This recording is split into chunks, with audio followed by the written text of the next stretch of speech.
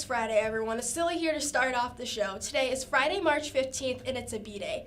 Our staff member of the day is Mr. Capo for his outstanding work ethic and his amount of time he puts in with students, both in the classroom as well as on the athletic fields. Thank you, Mr. Capo. Nominated by administration. Stay tuned for news on weather, sports, and more. Now let's send it over to Sydney with your daily news. Hey Hawks, it's freshman Sydney here with today's news. To start us off, today is the final day you can register for the CPPh's Battle of the Bands. So be sure to sign up. Studio 315 is down in the library today, and Hawks Thrive is open from 5 to 7 p.m. Reminded that Monday there was a conference day and no school for students. Finally, we have a video produced by myself and Lizzie where we help you learn about the upcoming eclipse on Monday, April 8th.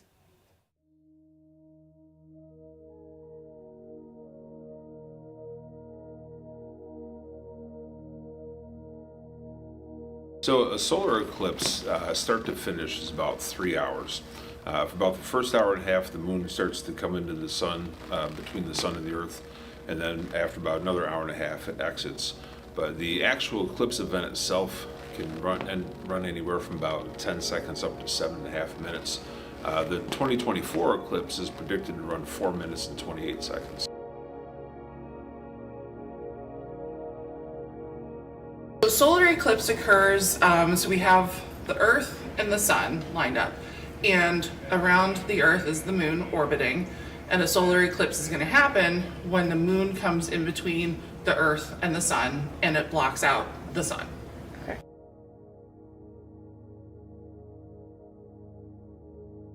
So there's actually 3 types of eclipses. We have a total eclipse where the moon completely blocks the sun. The annular eclipse, where it blocks most of the sun and we can see what's called the sun's corona, or the ring of outer gases. And then we have a partial eclipse where the moon only blocks a portion of the sun.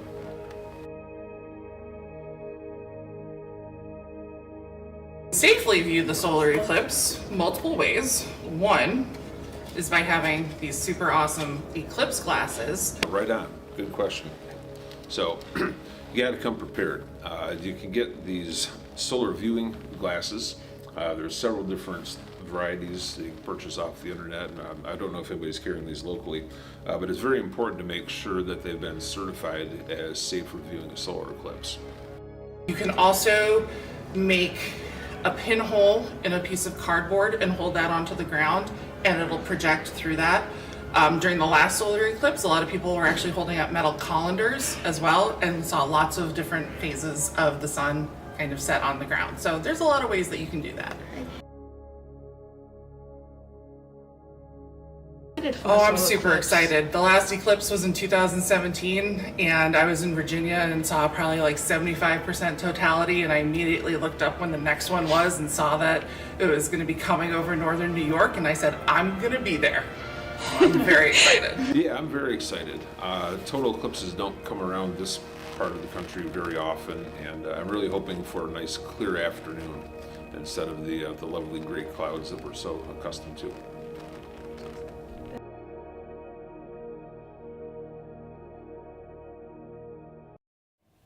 That's all for today, Hawks. Now to Matt for your weather.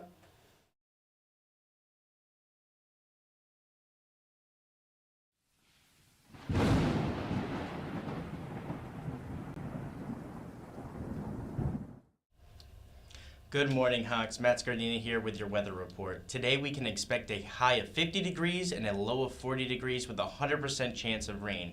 Saturday looks like a high of 55 degrees and Sunday a high of 48 degrees. Now I'm going to send over to Ian with today's rundown for sports.